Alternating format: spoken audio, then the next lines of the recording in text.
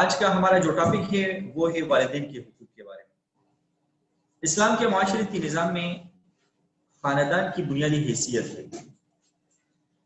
اور کوئی بھی خاندان ماں باپ کے بغیر وجود تشکیل نہیں پا سکتا۔ خاندانی رشتوں کی بنیاد یہی ہے۔ قرآن پاک اور سنت نبوی صلی اللہ علیہ وسلم میں والدین کے حقوق پر بڑی تفصیل کے ساتھ احکامات دیے گئے ہیں۔ قرآن میں اللہ رب العزت نے فرمایا وَاعْبُدُوا اللَّهَ وَلَا تُشْرِكُوا بِهِ شَيْئًا وَبِالْوَالِدَيْنِ إِحْسَانًا وَبِذِي الْقُرْبَى وَالْيَتَامَى وَالْمَسَاكِينِ وَالْجَارِ ذِي الْقُرْبَى وَالْجَارِ الْجُنُبِ وَالصَّاحِبِ بِالْجَنبِ وَابْنِ السَّبِيلِ وَمَا مَلَكَتْ أَيْمَانُكُمْ إِنَّ اللَّهَ لَا يُحِبُّ مَنْ كَانَ مُخْتَالًا فَخُورًا۔ اللہ رب العزت نے فرمایا کہ خدا کی ہی عبادت کرو اور اس کے ساتھ کسی چیز کو شریک نہ بناؤ، اور ماں باپ اور قرابت والوں اور یتیموں اور محتاجوں اور رشتہ داروں، ہمسایوں اور اجنبی ہمسایوں اور رفقائے پہلو، یعنی جو آپ کے پہلو میں بیٹھے ہیں، آپ کے پاس بیٹھنے والے لوگ، اور مسافروں اور جو لوگ تمہارے قبضے میں ہوں، سب کے ساتھ احسان کرو۔ یہ خدا احسان کرنے والوں کو دوست رکھتا ہے اور تکبر کرنے والوں، بڑائی ماننے والوں کو دوست نہیں رکھتا۔ قرآن میں بار بار اللہ رب العزت نے والدین کے ساتھ احسان کا معاملہ فرمایا ہے۔ ایک اور آیت کریمہ ہے، اللہ رب العزت فرماتے ہیں یسألونک ماذا ينفقون، اے محمد صلی اللہ علیہ وسلم، لوگ تم سے پوچھتے ہیں کہ خدا کی راہ میں کس طرح کا مال خرچ کریں۔ قل، کہہ دو کہ جو چاہو خرچ کرو، ما انفقتم من خیر فللوالدین والاقربین والیتامى والمساکین وابن السبیل، کہ جو چاہو خرچ کرو، لیکن جو مال خرچ کرنا ہے من خیر فللوالدین، وہ درجہ بدرجہ اہل استحقاق یعنی ماں باپ کو، والاقربین اور قریب کے رشتہ داروں، والیتامى اور یتیموں کو، والمساکین اور مسکینوں محتاجوں کو، وابن السبیل اور مسافروں کو، سب کو دو۔ وما تفعلوا من خیر فإن اللہ بہ علیم، اور جو بھلائی تم کرو گے خدا اس کو جانتا ہے۔ آپ جو بھی نیک اعمال کرو گے، تو اگر والدین کے ساتھ احسان کا معاملہ کرتے ہیں، رشتہ داروں کے ساتھ کرتے ہیں، مسافروں کے ساتھ کرتے ہیں، تم جو بھی نیک اور بھلائی کا کام کرتے ہو، وہ اللہ رب العزت کو خوب جانتا ہے۔ اور آیت کریمہ میں ہے اللہ رب العزت فرماتے ہیں وَقَضَىٰ رَبُّكَ أَلَّا تَعْبُدُوا إِلَّا إِيَّاهُ، اور تمہارے پروردگار نے ارشاد فرمایا کہ اس کے سوا کس کی عبادت نہ کرو، اللہ کے سوا کسی کی بھی عبادت نہ کرو۔ وَبِالْوَالِدَيْنِ إِحْسَانًا، اور ماں باپ کے ساتھ بھلائی کرتے رہو۔ اما یبلغن عندک الکبر احدہما او کلاہما، ان میں سے ایک یا دونوں تمہارے سامنے بڑھاپے کو پہنچ جائے۔ اما یبلغن عندک الکبر، تمہارے سامنے اگر وہ بڑھاپے کو پہنچ جائے، احدہما ان میں سے ایک، او کلاہما یا دونوں، یا والد یا والدہ وہ ایک بڑھاپے کو پہنچ جائے یا دونوں بڑھاپے کو پہنچ جائے، تو کیا کریں؟ فلا تقل لهما اف، تو ان کو اف تک نہ کہنا، ولا تنہرہما اور نہ انہیں جھڑکنا، وقل لهما قولا کریما اور ان سے ادب کے ساتھ بات کریں، نرمی والے باتیں ان کے ساتھ، نرم گفتگو ان کے ساتھ کریں۔ وقل لهما قولا کریما، اور ان کے سامنے احترام سے نرم گفتگو کرنا۔ واخفض لهما جناح الذل من الرحمہ، اور ان کے سامنے عجز و نیاز سے ان کے آگے جھکے رہو، ان کے سامنے عاجزی اختیار کرو، خود کو افلاطون نہ بناؤ، والدین کے سامنے اپنے آپ کو عاجز بناؤ، عاجزی کرو۔ وقل، اور ان کے حق میں دعا کرو۔ کون سا دعا؟ اللہ نے ہمیں سکھایا ہے کہ آپ ان کے سامنے یہ دعا کریں، رب ارحمہما کما ربیانی صغیرا، اے پروردگار جیسا انہوں نے بچپن میں شفقت سے میری پرورش کی، تو بھی ان کے حال پر رحمت فرما اور آپ ان پر رحم فرما۔ تو دیکھیے یہ بہت خوبصورت دعا اللہ نے ہمیں فرمایا کہ آپ کیا پڑھیں؟ رب ارحمہما کما ربیانی صغیرا۔ یہ تعلیم ہے ہمیں کہ آپ اپنے والدین کے حق میں یہ دعا پڑھتے رہیں، ان کے لیے یہ دعا مانگتے رہیں۔ اسی طرح حدیث مبارکہ میں بھی اس کی بہت زیادہ تاکید آئی۔ حضرت اسماء بنت ابی بکر رضی اللہ تعالیٰ عنہ کہتی ہے، یہ حضرت عائشہ صدیقہ رضی اللہ تعالیٰ عنہ کی بہن ہے۔ تو اسماء رضی اللہ عنہ کہتی ہے کہ قریش کے معاہدہ کے دوران میری ماں جس کا نام قبیلہ تھا جو اس وقت مشرکہ تھی میرے پاس آئی. تو میں نے کہا یا رسول اللہ صلی اللہ علیہ وسلم میری ماں میرے پاس آئی ہے اور کچھ خواہش رکھتی ہے, مشرکہ ہے, کیا میں اس سے مہربانی کروں؟ تو آپ صلی اللہ علیہ وسلم نے فرمایا کہ ہاں اس سے مہربانی کر کیونکہ وہ آپ کی والدہ ہے. ایک اور صحابی ہے حضرت معیرہ ابن شعبہ, ان سے روایت ہے کہ رسول اللہ صلی اللہ علیہ وسلم نے فرمایا اللہ نے یقیناً تم پر حرام ٹھہرائی ہے ماؤں کی نافرمانی اور بیٹیوں کو زندہ درگو کرنا, کیونکہ پرانے زمانے میں وہ لوگ اپنی بیٹی کو زندہ دفن کرتے تھے, وہ ایک شرم محسوس کرتے تھے کہ میری بیٹی کیوں پیدا ہوئی. تو معیرہ ابن شعبہ نبی کریم صلی اللہ علیہ وسلم سے حدیث مبارک نقل کرتے ہیں کہ اللہ تعالیٰ نے تم پر حرام فرمائی ہے تمہاری ماؤں کی نافرمانی کہ آپ اپنی ماں کی نافرمانی کریں, اور اس طرح اگر آپ اپنی بیٹیوں کو زندہ درگو کرتے ہیں تو یہ بھی. ایک اور حدیث مبارک ہے حضرت عبداللہ بن عمر رضی اللہ تعالیٰ عنہ سے روایت ہے, وہ فرماتے ہیں کہ رسول اللہ صلی اللہ علیہ وسلم نے فرمایا ان من اکبر الکبائر کہ کبیرہ گناہوں میں بڑے گناہوں میں سے ایک بڑا گناہ یہ ہے ایلعن الرجل والدیہ کہ ایک آدمی اپنے والدین پر لعنت بھیجے. کبیرہ گناہوں میں ایک گناہ ہے کہ آدمی اپنے والدین پر لعنت بھیجے. قیل یا رسول اللہ صلی اللہ علیہ وسلم وکیف یلعن الرجل والدیہ, تو پوچھا گیا کہ آدمی اپنے والدین کو کیسے گالی دیتا ہے؟ اپنے والدین کو تو کوئی گالی نہیں دیتا. آج کل تو زمانہ اتنا خراب ہو گیا کہ دیتے ہیں, لیکن اس زمانے میں تو اس کا کنسیپٹ ہی نہیں تھا. تو صحابہ کرام حیران ہو گئے کہ یا رسول اللہ صلی اللہ علیہ وسلم کوئی اپنے والدین کو کیسے گالی دیتا ہے؟ قال آپ صلی اللہ علیہ وسلم نے فرمایا یسب الرجل ابا الرجل کہ ایک شخص کسی آدمی دوسرے آدمی کے والد کو گالی دیتا ہے, فیسب اباہ و یسب امہ تو وہ اس کے والد اور اس کی ماں کو گالی دیتا ہے. تو دوسرے کے والدین کو گالی دینا, ان پہ لعنت بھیجنا, یہ اپنے والدین کو گالی دینا. آپ صلی اللہ علیہ وسلم نے فرمایا حضرت عبداللہ ابن عمر رضی اللہ تعالیٰ عنہ سے روایت ہے قال رسول اللہ صلی اللہ علیہ وسلم رضا الرب فی رضا الوالد وسخط الرب فی سخط الوالد. رضا الرب رب کی رضا فی رضا الوالد باپ کی رضامندی میں, رب کی رضا والد کی رضامندی میں. اگر آپ کا والد راضی ہیں تو آپ کا رب آپ سے راضی ہے. وسخط الرب فی سخط الوالد اور رب کی خفگی اور ناراضگی والد کی ناراضگی میں. لوگ تو ماؤں کی بہت زیادہ عزت کرتے ہیں, اس میں کوئی شک نہیں. آپ صلی اللہ علیہ وسلم سے پوچھا گیا تو آپ صلی اللہ علیہ وسلم نے فرمایا کہ ماں کے قدموں تلے جنت ہے, لیکن جنت میں داخل ہونے کے لیے دروازے کی ضرورت ہے, دروازہ باپ ہے. اگر دروازہ نہیں کھلے گا تو آپ کے بہت سارے خزانے پڑے ہوں تو باہر کھڑے رہو نا, خزانے تو آپ نے حاصل کیے لیکن اگر دروازہ نہیں کھلے گا تو آپ اس میں داخل نہیں ہو سکتے. اور دروازہ کون ہے؟ والد. والد اگر آپ کا راضی ہے تو دروازہ آپ کے لیے جنت کا کھلا ہے, اگر والد آپ سے ناراض ہے تو آپ جنت میں داخل نہیں ہو سکتے. اسی طریقے سے ایک اور حدیث مبارک ہے حضرت ابو امامہ رضی اللہ تعالیٰ عنہ سے, وہ فرماتے ہیں ان رجلا قال اللہ صلی اللہ علیہ وسلم ایک شخص نے عرض کیا اے اللہ کے رسول ما حق الوالدین علی ولدہما کہ والدین کا اولاد پر کیا حق ہے, ماں باپ کا والدین کا اپنی اولاد پر کیا حق ہوتا ہے؟ قال ہما جنتک و نارک, آپ سے نے فرمایا کہ وہ تیری جنت اور تیری دوزخ. اگر آپ ان کی خدمت کرتے ہیں, ان کی اطاعت کرتے ہیں اور ان کو خوش رکھتے ہیں تو یہ آپ کی جنت ہے, لیکن اگر آپ ان کو ناراض کرتے ہیں اور ان کی خدمت اور نافرمانی ان کی خدمت نہیں کرتے اور ان کی نافرمانی کرتے ہیں تو وہ آپ کے لیے دوزخ. والدین کی نافرمانی اس سے بندہ دوزخ میں چلا جاتا ہے. ایک اور حدیث مبارک ہے حضرت ابو ہریرہ رضی اللہ تعالیٰ عنہ سے روایت ہے قال جاء رجل الى رسول الله صلی اللہ علیہ وسلم فقال یا رسول اللہ من احق بحسن صحابتی قال امك قال ثم من قال امك قال ثم من قال امك قال ثم من قال ثم ابو.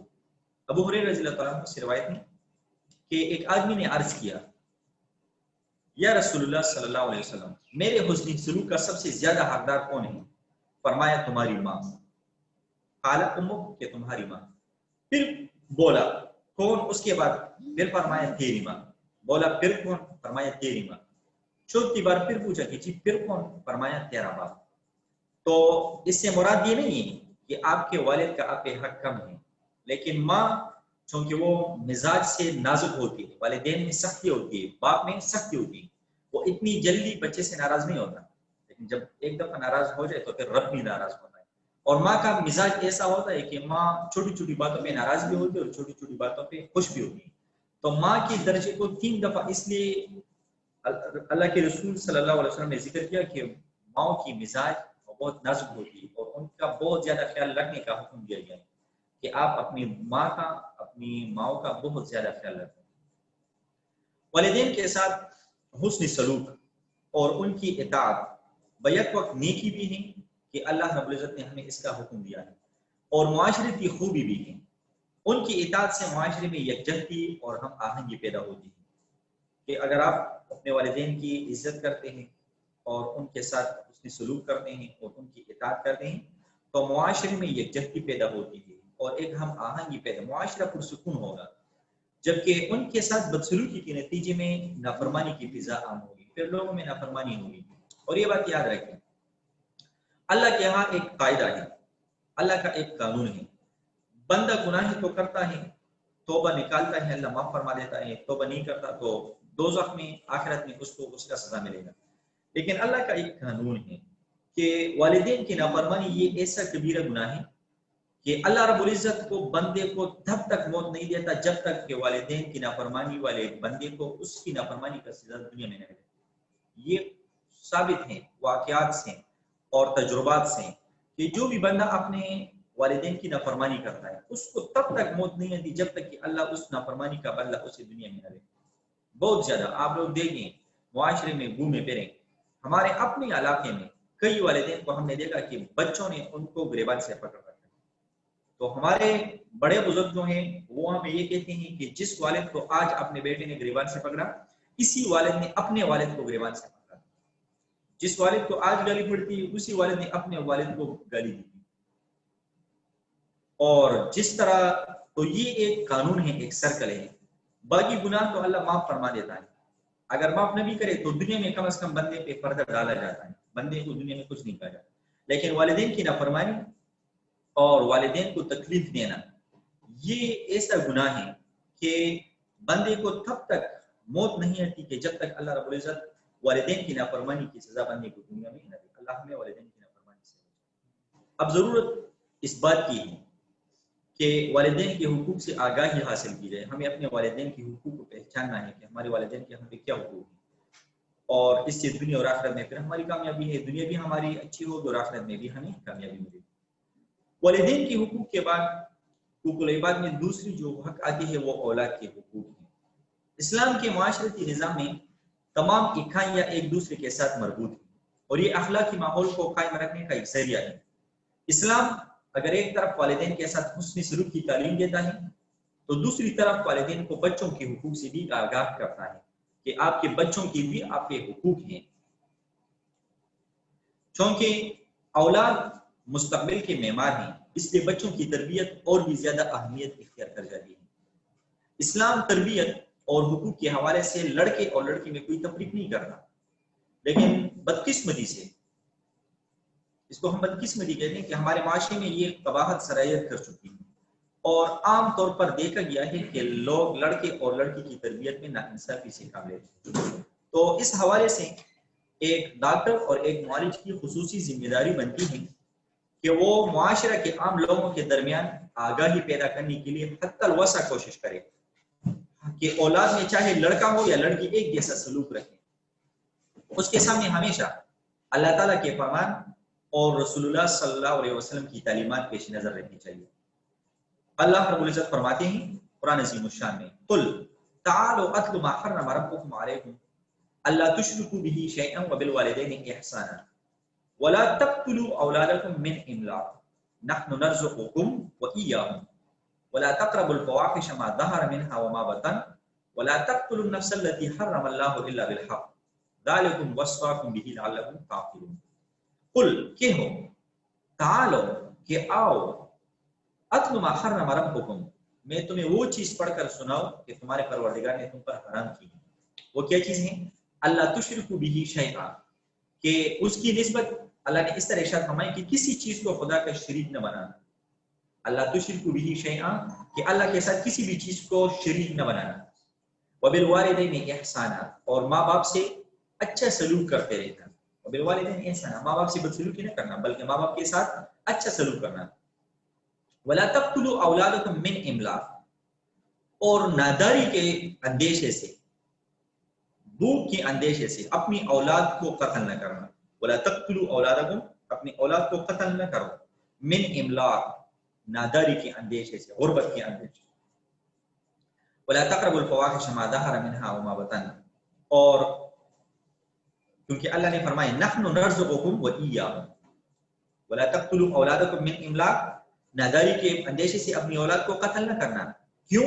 अल्लाह फरमाते हैं नहनु नर्ज़ुकुकुम व इय्याहुम, क्योंकि हम तुमको और उनको हम ही रिज़्क़ देते हैं। अल्लाह ने फरमाया कि आपको भी हम रिज़्क़ देते हैं और आपकी जो औलाद है उनको भी हम रिज़्क़ देते हैं, तो फिर आप उनको क्यों कत्ल करते हैं? और मज़ीद अल्लाह ने फरमाया वला तक़रबुल फ़वाहिश मा ज़हरा मिन्हा व मा बतन, और बेहयाई के काम ज़ाहिर हो या पोशीदा उनके पास न भटकना। वला तक़्तुलुन नफ्स अल्लती हर्रम अल्लाहु इल्ला बिल हक़, और किसी भी जानदार को जिसके कत्ल को खुदा ने हराम कर दिया कत्ल न करना, इल्ला बिल हक़, मगर जायज़ तौर पर जिसका शरीयत हुक्म देता है। ज़ालिकुम वस्साकुम बिही लअल्लकुम ताक़िलून, इन बातों को वो तुम्हें इरशाद फरमाता है लअल्लकुम ताक़िलून, ताकि तुम लोग समझो। अल्लाह ने ये बातें क्यों फरमाई? ताकि आप लोग इन बातों को समझो। ये रिज़्क़ का ज़िम्मा अल्लाह ने लिया है, तो अब अगर परवरदिगार आपको भी रिज़्क़ देता है और उनको भी रिज़्क़ देता है, अल्लाह ने ज़िम्मा लिया है, तो जब एक दफा अल्लाह ने ज़िम्मा लिया है, तो देखिए दुनिया में हम देखते हैं कोई मामूली सा ऑफिसर या छोटे से ओहदे वाले बंदा अगर आपको किसी काम के बारे में कहे कि ये मेरे ज़िम्मे है, आप कहते हैं कि ये काम मेरे ज़िम्मे है, तो आप लोग देखते हैं कि किस तरह बंदा वो बस बेगम हो जाते हैं, कहता है यार फलां ने बस मेरी जिम्मेदारी ली। समझ आ रही है आप लोगों को? तो हम बेफिक्र हो जाते हैं। देखिए परवरदिगार अगर किसी चीज के बारे में हमारा जिम्मे ले, अल्लाह फरमाते हैं कि ये मेरे जिम्मे है, तो अल्लाह अगर अपने जिम्मे ले तो हम लोग क्यों गाफिल लेते हैं? बस रिज़्क़ का जिम्मा तो अल्लाह ने दिया है। इसी तरह अल्लाह रब्बुल इज्जत एक और जगह पर फरमाते हैं इन्न रब्बका यबसुतुर रिज़्क़ लिमन यशाअ व यक़दिर, तेरा रब जिसकी रोजी चाहता है फराख कर देता है और जिसकी चाहता है तंग कर देता है। यबसुतुर रिज़्क़, अल्लाह जिसकी रोजी चाहता है वो फराख कर देता है, रोजी को वसी कर देते हैं। व यक़दिर, और जिसकी रोजी को अल्लाह चाहता है उसको तंग कर देता है। इन्नहु कान बिइबादिही खबीरन बसीरा, वो अपने बंदों से खबरदार है और उनको देख रहा है। वला तक़्तुलू औलादकुम खश्यत इमलाक, अल्लाह फरमाते हैं वला तक़्तुलू औलादकुम खश्यत इमलाक, अपनी औलाद को मुफलिसी के खौफ से कत्ल न करना, अपनी औलाद को मुफलिसी के खौफ से कत्ल न करना। क्यों? नहनु नर्ज़ुकुहुम व इय्याकुम, क्योंकि उनको और तुमको हम ही रिज़्क़ देते हैं। अल्लाह ने यहाँ पे औलाद को मुक़द्दर किया, उनको भी हम रिज़्क़ देते हैं और आपको भी हम रिज़्क़ देते हैं। इन्न क़त्लहुम कान ख़ितअन कबीरा, क्योंकि उनका मार डालना बड़ा सख्त गुनाह है।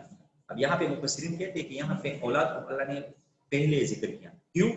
कि औलाद की वजह से आपको रिज़्क़ मिलती है, आपकी औलाद को हम रिज़्क़ देते हैं और उनकी वजह से हम आपको रिज़्क़ देते हैं, कि उनकी रिज़्क़ का आपके रिज़्क़ में हिस्सा। तो खुली हुई बात है, वाज़ेह तौर पे अल्लाह ने हुक्म दिया कि उनको हम रिज़्क़ दे रहे हैं, तो क्यों आप लोग अपनी औलाद को कत्ल कर रहे हैं?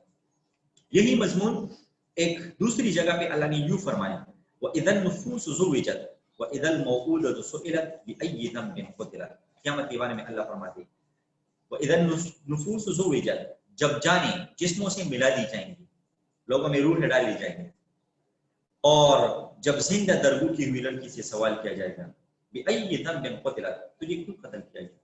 तो उस वक्त जवाब किसी के पास नहीं होगा। जो ज़माने जाहिलियत में लोग अपनी बेटियों को कत्ल करते थे, तो उनसे अल्लाह पूछेगा कि आपको क्यों कत्ल किया गया? तो कहते कि जी हमारा गुनाह ये था कि हम बेटियां थी। तो उन लोगों के पास क्या जवाब होगा? इसी तरह एक और जगह पे अल्लाह ने फरमाया वला तक़्तुलू औलादकुम खश्यत इमलाक, अपनी औलाद को मुफलिसी के खौफ से कत्ल न करना, कि आप लोगों को ये डर हो कि जी हम पे मुफलिसी आ जाएगी, नादारी आ जाएगी, तो इस अंदेशे से अपनी औलाद को कत्ल न करना।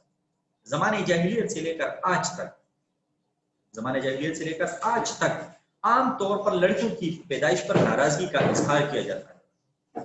कुरान पाक में अल्लाह रब्बुल इज्जत ने उन जैसे लोगों के मुतालिक क्या फरमाया? अल्लाह ने कहा है व इदा बुश्शिरा अहदुहुम बिल उन्सा ज़ल्ला वजहुहु मुस्वद्दन व हुवा कज़ीम, हालांकि जब उनमें से किसी को बेटी के पैदा होने की खबर मिलती है, व इदा बुश्शिरा अहदुहुम बिल उन्सा, जब किसी को बेटी के पैदा होने की खबर दी जाती है कि आपकी बेटी पैदा हो गई, ज़ल्ला वजहुहु मुस्वद्दन, तो उसका मुंह गम के सबब काला पड़ जाता है, वह हुवा कज़ीम, और वो बहुत ज्यादा काला पड़ जाता है, बहुत ज्यादा काला स्याह हो जाता है। क्यों? क्योंकि उनको अपनी बेटी के पैदा होने पे अफगान होती थी, नाराजगी होती थी, क्यों मेरी बेटी पैदा होती। इसी तरह रसूलुल्लाह सल्लल्लाहु अलैहि वसल्लम ने लड़कियों की तरबियत पर अल्लाह ताला के खुसूसी इनाम का जिक्र भी फरमाया।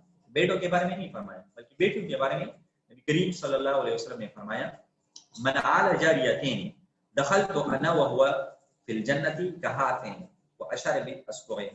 آپ صلی اللہ علیہ وسلم نے فرمایا، انس رضی اللہ تعالیٰ عنہ سے روایت ہے کہ جس نے دو لڑکیوں کی پرورش کی وہ اور میں جنت میں اس طرح داخل ہوں گے، اور آپ صلی اللہ علیہ وسلم نے دونوں انگلیوں کو ملا دیا کہ جنت میں اور وہ باپ جس نے اپنی دو بیٹیوں کی پرورش کی، ہم جنت میں اس طرح ہوں.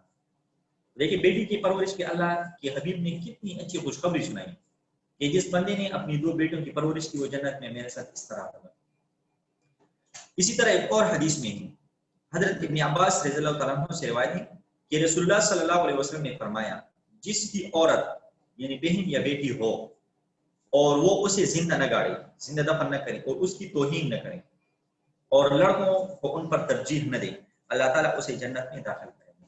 یہ بیٹیوں کے معاملے میں فرماتے ہیں.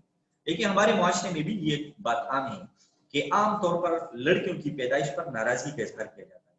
حالانکہ فقہا فرماتے ہیں کہ ان آیت کریمہ میں کہ اللہ رب العزت نے بہت زیادہ تاکید کی ہے لڑکیوں کے معاملے میں، تو والدین کو اپنی بیٹیوں کا بہت زیادہ خیال رکھنا چاہیے.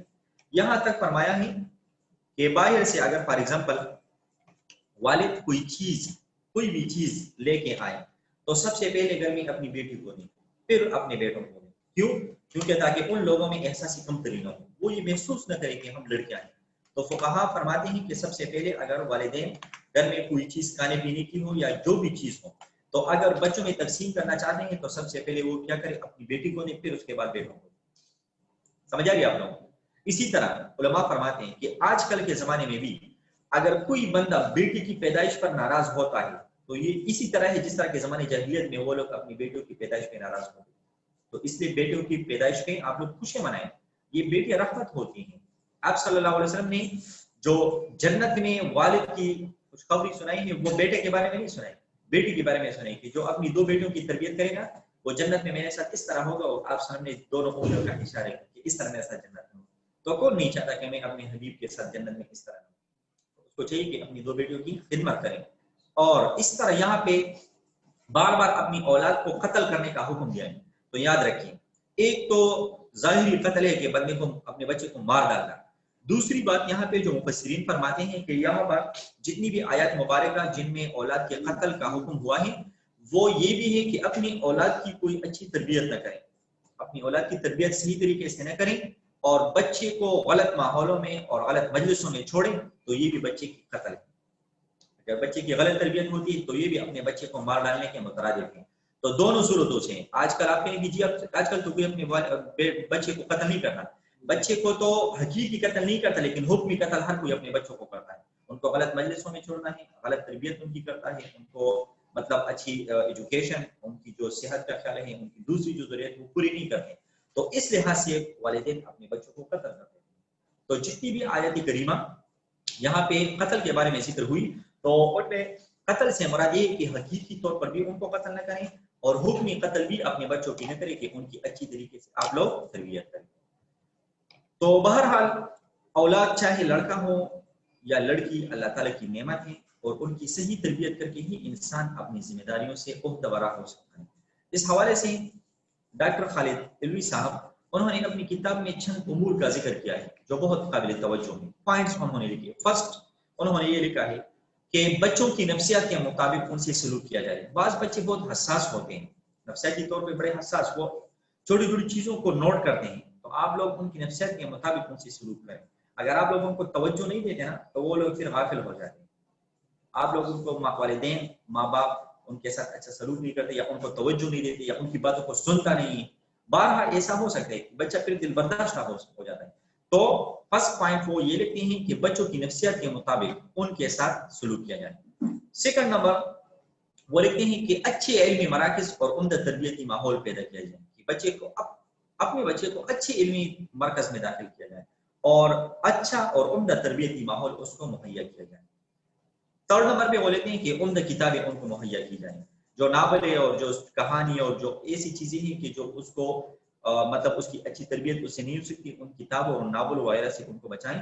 عمدہ اسلامی اور جو ہیلتھ کے لیے اور جو اس کی ایجوکیشن کے لیے نالج کے لیے ضروری ہوں وہ کتابیں ان کو مہیا کی جائیں. اس کے ساتھ ساتھ اچھی اور صحت مند تفریح گاہیں ان کو مہیا کی جائیں. 5 نمبر پوائنٹ میں لکھتے ہیں کہ اخلاقی اصولوں کی خوبی اور عملی مشق کا انتظام کیا جائے، کہ بچوں کی اخلاقی تربیت کی جائے اور اس کا مشق بھی ان کو کیا جائے، کہ آپ اپنے بچوں کو اخلاق سکھائیں اور اخلاق سکھاتے ہوئے ان کی پھر آپ عملی مشق بھی کریں، ان کو عملی طور پہ نافذ کریں، کیونکہ بچے بچپن میں جو چیز سیکھتے ہیں وہ مرتے دم تک ان کے ساتھ رہتا ہے۔ والدین بعض ہوتے ہیں جو اپنے بچوں کو ڈانٹتے ہیں، اگر وہ کہیں آپ ان کو آواز دے وہ کہتے ہیں کہ ہاں، تو ان کو ڈانٹتے کہ ہاں نہیں جی ہاں کہیں، جی آئی، مطلب ان کو اچھی اخلاق سکھاتے ہیں۔ اور 6 نمبر ان کے لیے ایسا نظام ہو جس میں اعتدال ہو، کہ جس میں نہ بہت سختی ہو اور نہ بہت نرمی ہو، کہ بچے کو بہت زیادہ نرمی بھی وہ نقصان پہنچاتی ہے اور بہت زیادہ سختی بھی بچے کو نقصان پہنچاتی ہے، جس سے ان کی نفسیاتی الجھنوں کا سدباب ہو سکے۔ تو آپ بچے کو درمیانہ رکھیں، نہ ان کو بہت زیادہ سختی سے پیش آئے اور نہ انتہائی نرمی ان کے ساتھ کریں۔ وہ ایک مشہور مقولہ ہے، کہتے ہیں کہ بچے کو کھلائے سونے کے چمچے میں، کھلائے سونے کے چمچے میں اور دے کے ان کو شیر کی نظر سے، مطلب اگر بچوں کی تربیت کرتے ہیں تو خوب اچھی غذائیں اور اچھی خوراک ان کو کھلائیں، لیکن آپ ان کی اگر تربیت کریں تو شیر کی نظر سے ان کو دیکھیں، تربیت ان کی ان میں کوئی کسر نہ چھوڑیں۔ اسی طرح اسلام حقوق الزوجین کے بارے میں بھی تاکید کرتا ہے کہ جس طرح عورت پر شوہر کے حقوق ہیں، مثلا نیک کاموں میں اطاعت، اپنی عصمت اور شوہر کے مال کی حفاظت وغیرہ، تو اسی طرح شوہر پر بیوی کے بھی بہت سے حقوق ہیں، مثلا نان و نفقہ، حسن سلوک اور میراث، یہ تمام چیزیں۔ اسلام ہمیں جس طرح والدین اور زوجین کے حقوق کی تاکید کرتا ہے، اسی طرح رشتہ داروں کے ساتھ حسن سلوک اور صلہ رحمی کی بھی تاکید کرتا ہے، کیونکہ اس سے نہ صرف آپس کی محبت بڑھتی ہے بلکہ اللہ تعالیٰ ان کو دونوں جہانوں میں اس کا صلہ بھی عطا فرماتا ہے۔ حضرت ابو ہریرہ رضی اللہ تعالیٰ عنہ سے روایت ہے کہ رسول اللہ صلی اللہ علیہ وسلم نے فرمایا، جو چاہتا ہے کہ اس کے رزق میں وسعت اور فراخی ہو اور اس کی اجل میں تاخیر کی جائے، وہ صلہ رحمی کرے۔ جو بندہ چاہتا ہے کہ اس کی رزق میں وسعت ہو، اس کو زیادہ رزق ملے، اور جو چاہتا ہے کہ اس کی اجل میں تاخیر مطلب اس کو زیادہ زندگی ملے، وہ صلہ رحمی کرے، اپنے رشتہ داروں کے ساتھ تعلقات بنائیں۔ اور دوسری حدیث میں آپ صلی اللہ علیہ وسلم نے فرمایا کہ رشتہ داروں کے ساتھ حسن سلوک یہ نہیں ہے کہ وہ جب آپ کے ساتھ تعلق رکھتے ہیں تو آپ بھی ان کے ساتھ کیا کریں، تعلق رکھیں، نہیں، حسن سلوک یہ کہ وہ آپ کے ساتھ تعلق نہیں رکھتا لیکن آپ ان کے ساتھ تعلق رکھتے ہیں۔ اگر وہ تعلق رکھتے ہیں، وہ آپ کے گھر آتے ہیں اور آپ جاتے ہیں، تو یہ تو بدل ہوا، تو بدلہ نہیں ہے، بلکہ آپ اگر وہ آپ کے گھر نہ بھی آئے، آپ کے رشتہ دار ہیں، تو آپ ان کی خیر خبر کریں، ان کو گفٹ ہدیے وغیرہ تحفے وغیرہ بھیجیں اور ان کے گھر جائیں اور ان کی مزاج پرسی کریں۔ اس کے علاوہ اسلام معاشرے کی دیگر افراد، مثلا اساتذہ ہیں، بیمار ہیں، ہمسایوں، غیر مسلموں، حتیٰ کہ خدمتگاروں کے حقوق ادا کرنے پر بھی زور دیتا ہے۔ حقوق کا دائرہ محض دوسروں تک نہیں پھیلا ہوا، بلکہ خود نفس انسانی کے بھی کچھ حقوق ہیں جن کو حقوق النفس سے تعبیر کیا جاتا ہے۔ اسلام تمام حقوق میں اعتدال قائم کرتا ہے اور دوسروں کے حقوق کے ساتھ ساتھ اپنی جان کے حقوق پر بھی زور دیتا ہے۔ نفس انسانی کے حقوق کی اہمیت اتنی ہی ہے جتنی کہ دوسرے حقوق کی۔ اسلامی تعلیمات کی روشنی میں نفس کے حقوق کا تعین کیا گیا ہے، یعنی فرائض کے علاوہ اتنی زیادہ عبادت کرنا جو انسانی صحت پر نظر انداز ہوتی یا اس سے کوئی اور دینی تقاضا نظر انداز ہوتا ہے، اس سے منع کیا گیا ہے۔ لہٰذا یہ معلوم ہوا کہ اسلام اعتدال کی تعلیم دیتا ہے۔ اس سلسلے میں قرآن نے نفس کی مختلف اقسام بیان کی ہیں، مثلا ایک نفس امارہ ہے، وما ابرئ نفسی ان النفس لامارۃ بالسوء، حضرت یوسف علیہ السلام نے جو اپنے نفس کے بارے میں کہا، تو نفس امارہ سے مراد وہ نفس ہے جو انسان کو برے کام کی طرف بلانے اور اس میں مبتلا کرنے کا داعی ہوتا ہے۔ ایک انسان کا نفس امارہ ہوتا ہے کہ انسان کا جو نفس امارہ ہے وہ اس کو گناہوں پر اور غلط کاموں پر وہ کیا کرتا ہے، مبتلا کرنے کا داعی اور اس کی طرف دعوت دیتا ہے، ان النفس لامارۃ بالسوء۔ اور ایک ہے نفس لوامہ۔ نفس لوامہ سے مراد یہ ہے کہ انسان برے کاموں پر ندامت اختیار کر کے اپنی اصلاح کرے۔ انسان تو اشرف المخلوقات ہے اور عاجز گناہ اس سے ہوتی ہے، تو اگر انسان سے کوئی برا کام ہو جائے یا کوئی گناہ کا کام ہو جائے تو اس پر ندامت اختیار کرے، توبہ کرے، اللہ کے حضور ندامت اور پشیمانی اختیار کرے اور اپنی اصلاح کرے۔ اور قرآن کریم میں اللہ تعالیٰ نے نفس لوامہ کی قسم کہی ہے۔ اللہ فرماتے ہیں وَلَا أُقْسِمُ بِالنَّفْسِ اللَّوَّامَةِ، اور نفس لوامہ کی کے سب لوگ اٹھا کر کھڑی کی جائیں گے، قسم اٹھاتے ہیں۔ تو ایسا نفس جو گناہوں پہ آپ کو ملامت کریں اللہ کے حضور اور اپنی اصلاح کرتے، اللہ نے ایسے نفس لوامہ کی قسم کہی۔ تیسرا ہے نفس مطمئنہ۔ مطمئنہ کے لفظی معنی ساکنہ کے ہے، اس سے مراد وہ نفس ہے جو اللہ کے ذکر اور اللہ کی اطاعت سے سکون اور قرار پاتا ہے۔ یہ سکون ریاضات مجاہدات کر کے اس کے نفس میں اور مزاج میں پوری طرح متمکن ہوتا ہے۔ اللہ رب العزت نے فرمایا یا ایتھا النفس المطمئنہ ارجعی الی ربک راضیۃ مرضیہ فادخلی فی عبادی وادخلی جنتی۔ یا ایتھا النفس المطمئنہ، اے اطمینان پانے والی روح۔ قرآن میں اللہ نے اس کا ذکر کیا ہے اور اس کو مخاطب کیا ہے۔ مولانا فتح محمد جالندھری رحمۃ اللہ نے اس کی تشریح یوں کی ہے کہ ایک نفس وہ ہوتا ہے جو گناہوں اور برے کاموں کی طرف مائل رہے، اس کو نفس امارہ یا امارہ بالسوء کہتے ہیں۔ دوسرا جو برائی اور قصور کے سرزد ہونے پر ملامت کرے کہ تو نے یہ حرکت کیوں کی۔ انسان ہے اسے گناہ ہوتے، لیکن جب گناہ ہو جائیں تو نفس اس کو ملامت کرتا ہے، کی طرف راغب اور برائیوں سے متنفر ہو۔ ایسا جی بڑے چین میں رہتا ہے، اس کو نفس مطمئنہ کہتے ہیں کہ جو بالکل برائیوں سے متنفر ہو، اس کو برائیوں سے الرجی ہو، گناہ اور غلط کاموں کی اس کو بالکل علم اس کی طرف دیکھ کر نہیں۔ قرآن نے نفس کے بارے میں مندرجہ والا تقسیم اس لیے کی ہے کہ انسان اپنے آپ کو برے کاموں سے روکے رکھے، اور اگر اس سے کوئی برا کام سرزد ہو بھی جائے تو نفس لوامہ کی وجہ سے اس پر ندامت کا اظہار کرے گا کہ یہ نفس لوامہ ہے، رجوع الی اللہ ہوگا، اور اس طرح نفس مطمئنہ حاصل کر کے حقوق اللہ اور حقوق العباد کا خیال رکھے